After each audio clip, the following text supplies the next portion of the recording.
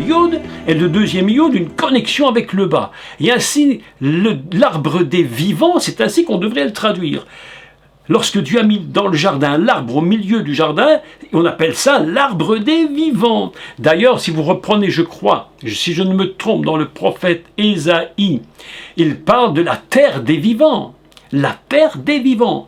Et en Éden, c'est l'arbre des vivants. C'est pas l'arbre des morts. Tu ne peux pas servir Dieu si tu es mort. C'est impossible. Et ainsi, les gens sont tiraillés constamment.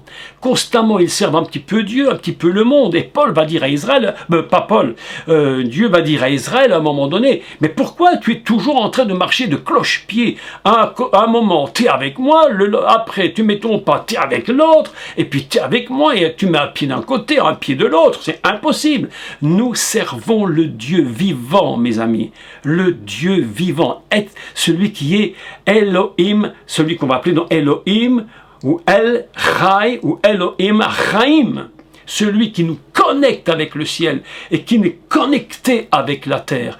Lorsque tu es avec lui, tu te retrouves dans le centre, tu ne peux pas être ailleurs que dans le centre même de l'Éden. Tu es dans le cœur de Dieu. Le jardin, l'arbre de la vie, pour dire quelques mots, il était au centre du jardin. Il était le cœur, il était à l'intérieur, le milieu. Vous savez que c'est lorsque tu te trouves dans le milieu que tu as le plus d'énergie. Est-ce que vous saviez ça? Vous l'avez sur... tout le monde le sait. Maintenant, je dis l'explication très très simple. Vous connaissez ce que c'est la force centrifuge. C'est-à-dire que tu pars du centre, et au centre, si tu as un cercle, la force est extrêmement puissante. Si tu prends de la vitesse avec une voiture dans un tournant très serré, eh bien, si tu roules trop vite, ta voiture est projetée. Pourquoi? Parce qu'il y a une force qui la pousse. Plus le cercle s'agrandit, plus tu es loin, tu peux rouler plus vite, tellement vite, même tu n'as plus cette force centrifuge ne te pousse plus. Eh bien, lorsque nous sommes dans le Gan Eden, et que Dieu nous appelle à rentrer dans le cœur du jardin, et de vivre dans ce cœur, nous sommes dans le cœur de l'énergie de Dieu. Nous sommes dans le centre, là où se trouve la puissance de Dieu, la présence du Seigneur. Mes amis, c'est absolument extraordinaire.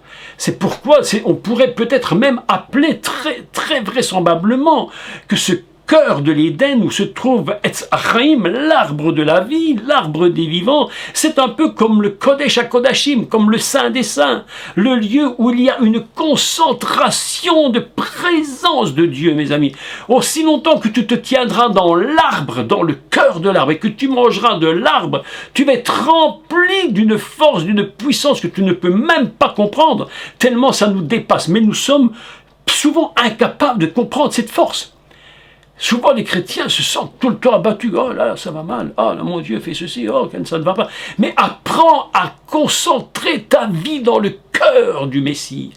Aujourd'hui, mes amis, ce que je voudrais vous enseigner, écoutez, je vais vous dire cette vérité qui m'a tellement parlé hier. Hier, je réfléchissais à ça. J'étais dans mon fauteuil, dans le salon de la maison, et puis j'étais en train de réfléchir. Et puis, je pensais à la position des mains. Et je me disais, Seigneur, on impose les mains pour le malade, on impose les mains, c'est devenu, parce que tu l'as dit, ok. Mais quelque chose en moi me disait, mais tu sais, lorsque tu imposes les mains au malade, c'est toute l'énergie, toute la présence qui est en moi qui sort. C'est cette présence qui sort de moi et qui va projeter ma guérison sur le malade. C'est pas simplement tu poses la main, il y a toute la présence du Messie. Pourquoi? Parce que nous nous tenons dans l'arbre, dans le cœur, dans le centre. C'est pourquoi il est dit qu'au milieu du jardin, s'il l'avait mis loin, ça n'aurait pas eu le même effet. Mais dans le milieu, à l'intérieur, au cœur du jardin, se trouve toute la présence de Dieu. Et l'apôtre Paul dit aux Thessaloniciens, vous avez quitté les idoles, vous avez quitté la mort, vous avez quitté les ténèbres, vous avez tout abandonné, vous avez compris que ça ne valait rien, et pour servir Elohim, Chaim, Ve'emet, le Dieu vivant et vrai. Ça, mes amis, ah, je ne sais pas si je suis assez explicite, mais mon Dieu, parfois je dis, mon Dieu, aide-les à comprendre cette vérité tellement inimaginable de la présence du Seigneur. Vous savez, tantôt j'entendais rapidement un monsieur qui parlait, il disait parfois je ne sens pas la présence de Dieu, je ne sens rien, je suis pasteur, je ne sais même pas si j'ai la foi. Je dis mais comment est-ce possible?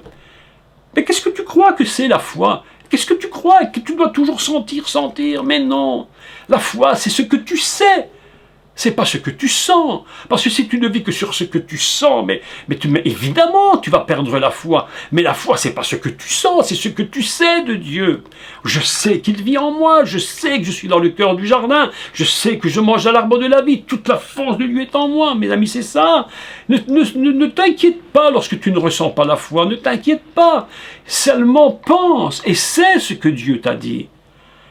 Quittez tout ce système de pensée pour servir Elohim, Chaim, le Dieu des vivants.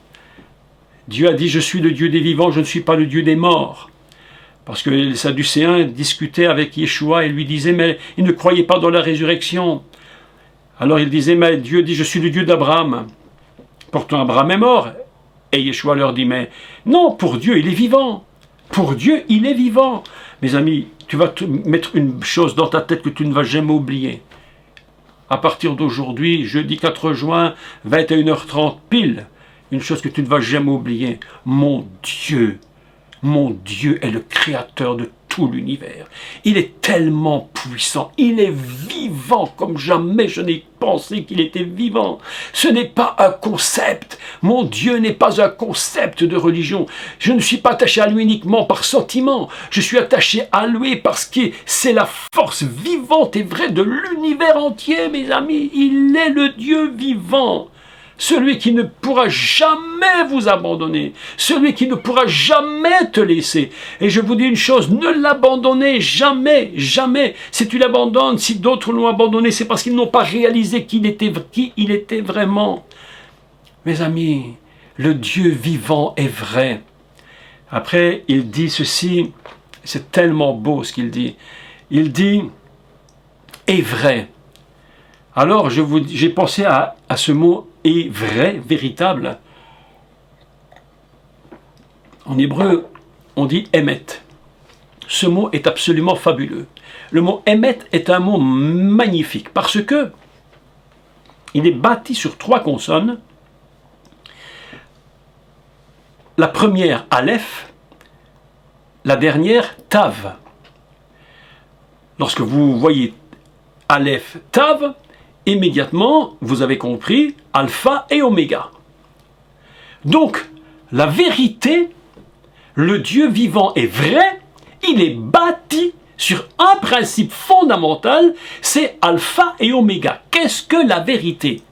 Eh bien, la vérité, mes amis, c'est fondamentalement Dieu. Et voilà que ce mot émet est très très intéressant. Pourquoi? Parce que au milieu de ce alpha oméga, Aleph Tav, se trouve une lettre qui se place dans le cœur du mot. Donc vous avez 2 et une lettre qui se place au milieu qui est le même. Et ce même, lui, il signifie maïm, de l'eau. C'est l'eau. Qu'est-ce que la vérité alors? Pour la plupart des gens dans le monde, pour les chrétiens, ça a été mon cas pendant tant d'années. Pour moi, la vérité, c'était très simple. Tu ne mens pas, donc tu dis vrai. J'ai pas menti, j'ai dit la vérité. N'est-ce pas? Est-ce que tu as pris le chocolat qui était dans l'armoire? Oui, je l'ai pris, tu as dit la vérité. Non, j'ai pas pris, tu as menti. Simple comme bonjour. Pour beaucoup de gens, ça s'arrête là. Voilà. Tu dis la vérité, donc tu ne mens pas. Mais la vérité, mes amis, pour Dieu, c'est bien autre chose. La vérité, c'est pas tu dis oui, tu dis non. Même si c'est vrai que si tu mens, tu ne dis pas la vérité. Mais dire la vérité, dire des vérités et être la vérité, ce n'est plus du tout la même chose.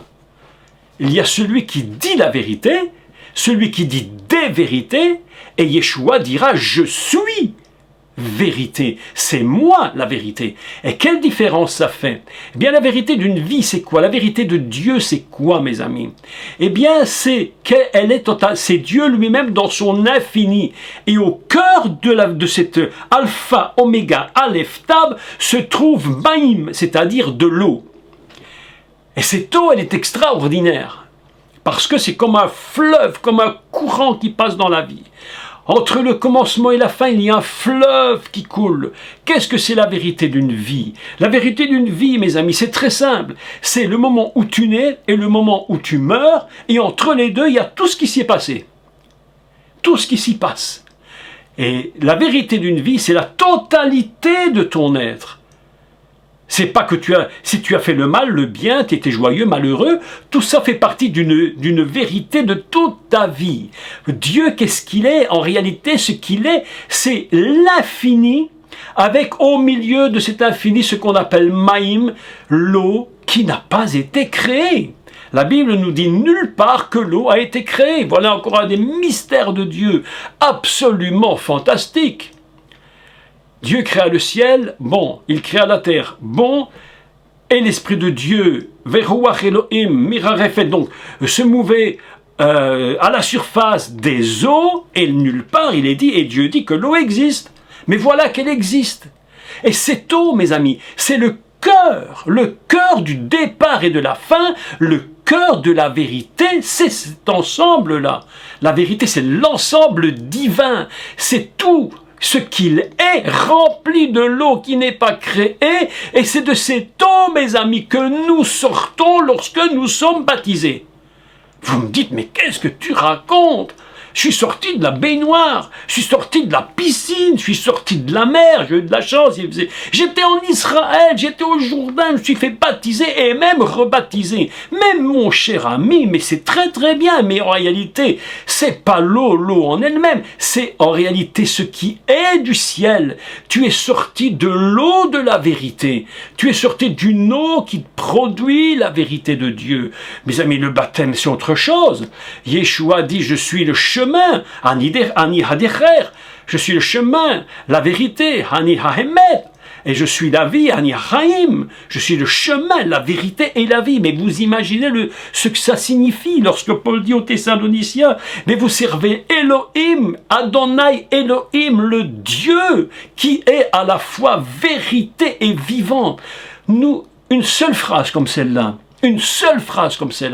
elle est capable de nous englober dans une totalité divine, mais d'une force et d'une puissance que tu ne peux même plus comprendre. Parfois, je me dis, quand j'étudie, je me dis, mais qui es-tu? Je parle au Seigneur, je dis, mais qui es-tu?